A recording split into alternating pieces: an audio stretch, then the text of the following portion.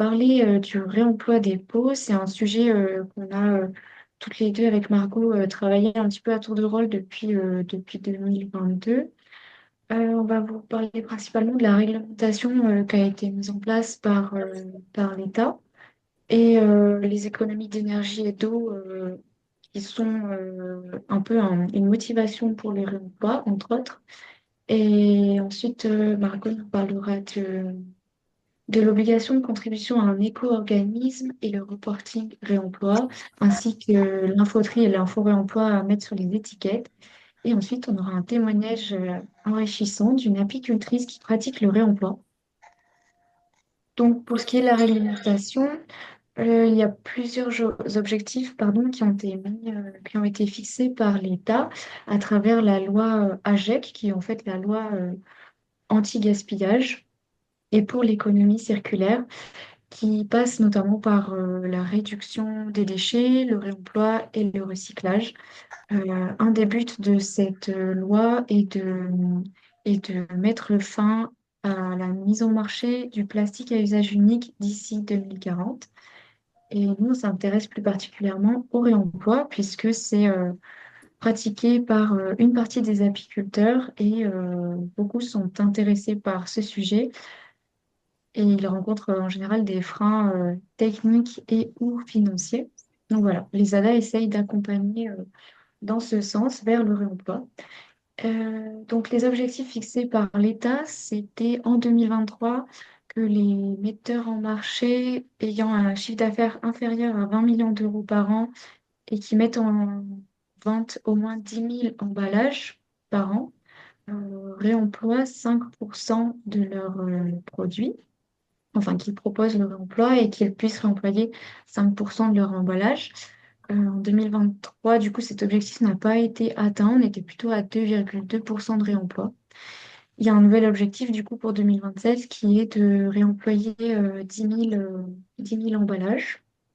Et après, il n'y a pas, du coup, il n'y a pas que les producteurs qui sont concernés, il y a aussi les verriers et toutes les entreprises, en fait, qui mettent sur le marché des produits avec des emballages. Ensuite, une des motivations de faire du réemploi, c'est évidemment l'intérêt environnemental, puisque le réemploi, bien il utilise beaucoup d'eau et puis il peut aussi nécessiter du transport selon le modèle de réemploi pratiqué. Le réemploi reste toujours plus intéressant d'un point de vue environnemental comparé au recyclage. Donc, vous pouvez voir les économies qui sont faites en énergie, en eau et les réductions d'émissions de gaz à effet de serre. Euh, Pourquoi c'est plus intéressant le réemploi d'un point de vue environnemental? Tout d'abord parce que le recyclage, il nécessite au moins 15% de matières premières. Même si on récupère le verre, il faut quand même y incorporer encore, par exemple, du sable ou du calcaire. Et donc cette extraction, elle est très énergivore. Il y a beaucoup de transport. Et ensuite, dans l'étape de recyclage, pour fondre le verre, pour former les bouteilles, les pots, et bien là encore, ça demande de l'eau, de l'énergie, beaucoup d'énergie voilà, qui émettent des émissions de gaz à effet de serre aussi. Et donc, on va dire que le réemploi, oui, il est plus intéressant d'un point de vue environnemental. Et après, selon le réemploi pratiqué, les intérêts varient, sont plus ou moins intéressants. En fait, il y a des études qui montrent que plus les pots sont massifiés entre eux pour être réemployés et plus la distance de transport est réduite, plus le réemploi est intéressant. Donc voilà, ça reste des choses qui commencent à être pratiquées beaucoup pour les bouteilles et qui commencent pour les pots, mais les entreprises de lavage ont des freins techniques, les apiculteurs peuvent avoir des freins financiers, techniques, mais voilà, c'est ce vers quoi beaucoup de personnes aimeraient tendre. Donc voilà, je laisse la parole à Marco. Très bien, merci Morgane. Alors moi Alors maintenant maintenant, je je vais vais parler parler de de l'obligation de l'obligation de contribution à contribution à un un éco-organisme éco-organisme. et reporting réemploi. Je m'entends en doublon. Oui, ça résonne un petit peu. Ouais, c'est bon, tu peux passer, Morgane. Merci. Alors, un éco-organisme, en fait, c'est que depuis on va dire l'article 541-10 du Code de l'environnement, les producteurs et les productrices de produits emballés doivent financer en fait la gestion de leurs déchets via, en fait, on appelle ça une responsabilité élargie de producteur, donc une REP, qui est inscrite dans le Code de l'environnement. Donc, pour cela, en fait, le versement d'une éco-contribution à un éco-organisme qui doit être agréé par l'État est obligatoire. Et donc, cet éco-organisme, il organise le tri, le recyclage et la valorisation des déchets. Donc, en pratique, ça veut dire quoi? Ça veut dire qu'il faut adhérer à un éco-organisme agréé par l'État et ensuite payer l'éco-contribution qui sera à hauteur de vos déchets mis sur le marché. En France, il y a 3 éco-organismes possibles et agréés. Donc, c'est l'ADELF, Citeo et l'ECO. Tu peux passer. En plus de ça, depuis le 1er janvier 2024, en fait, il faut aussi faire une déclaration annuelle des données de réemploi auprès des éco-organismes. Alors, pourquoi est-ce qu'il faut faire ça? Parce qu'en fait, les éco-organismes eux-mêmes doivent remonter des données de réemploi à l'ADEME, l'Agence de l'environnement et maîtrise de l'énergie. Afin en fait de mesurer les progrès qui sont réalisés sur le réemploi et sur les objectifs du réemploi que Morgane vous expliquait au tout début de la présentation. Donc, qui est concerné par ce reporting réemploi? Donc, c'est tous les metteurs sur le marché supérieurs à 10 000 on a UVC, donc unités de vente consommateur, qui sont estimés en produits emballés. Qu'est-ce qu'on doit déclarer? En fait, c'est tous vos emballages qui sont mis sur le marché, c'est-à-dire les emballages à usage unique, les emballages réemployables neufs et les emballages réemployés, donc qui ont déjà fait en fait une boucle de réemploi, voire plusieurs. Où est-ce qu'il faut le déclarer, ce reporting réemploi? Donc sur en fait vos plateformes d'éco-organismes auxquelles vous adhérez, donc soit la DELF, soit Citeo, soit l'ECO. Donc vous vous connectez à votre compte client et ensuite vous effectuez une déclaration qui est 100% en ligne et bien expliquée pour chaque éco-organisme. Pour rappel, du coup, vous déclarez toujours vos déchets de l'année N-1.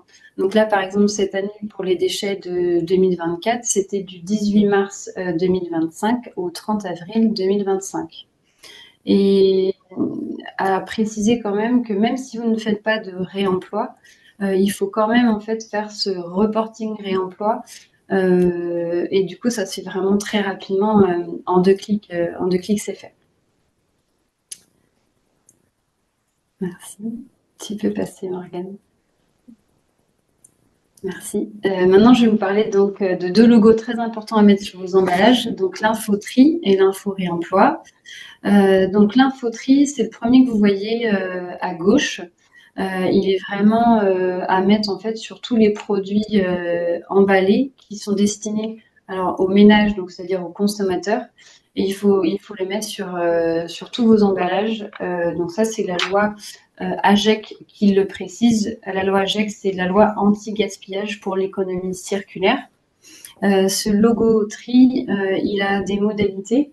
Donc, il est soumis à une charte graphique. Donc, en fonction en fait de vos déchets, là, je vous ai mis un exemple d'un pot en verre avec une capsule. Il faudra bien écrire, voilà, la capsule sera dans le bac de tri et le pot en verre dans le bac vert. Mais si vous avez d'autres emballages, en fait, vous aurez des pictogrammes différents et des mentions différentes. Et enfin, la taille aussi diffère parce que en fonction de vos emballages, s'ils sont gros ou petits, vous avez des normes aussi de taille à respecter.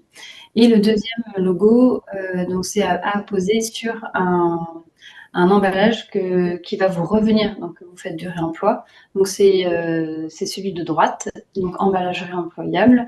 Et en dessous de ce logo-là, il y a une mention, c'est à rapporter en fait dans votre magasin. Et là, il faut mentionner le nom du magasin.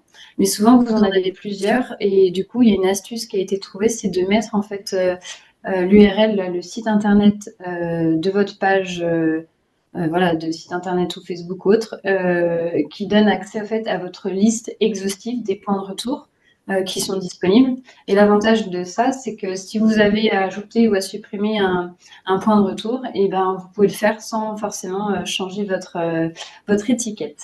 Et même chose, attention, ce logo est soumis à une charte graphique, à une taille. Je vous ai bien mis les deux liens vers les guides Adelph Infotri pour le premier et Info Réemploi pour le deuxième, pour être bien dans les normes. Merci. Il y a Karen qui demande s'il faut stériliser les pots avant leur réemploi. Alors, du coup, c'est pas Ouais, Morgane. une obligation. Mm.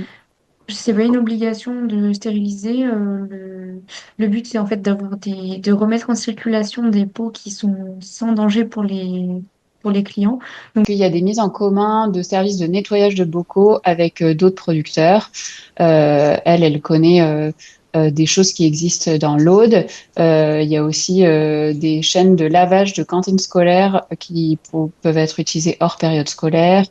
Enfin voilà, est-ce qu'il y a des retours d'expérience dans d'autres régions sur ces pratiques-là de mise en commun de lavage? Alors, bah oui, en effet, Julie, c'est une très bonne question parce que c'est aussi des idées des apiculteurs de l'ADA Pays de la Loire. Donc, on va commencer à travailler dessus, en effet, pour essayer de mutualiser du matériel des communautés de communes pour ne pas devoir acheter ce matériel-là et peut-être juste louer. Donc nous, en tout cas, c'est une piste, mais on n'a pas été plus loin pour l'instant, donc je n'ai pas de retour d'expérience à te faire.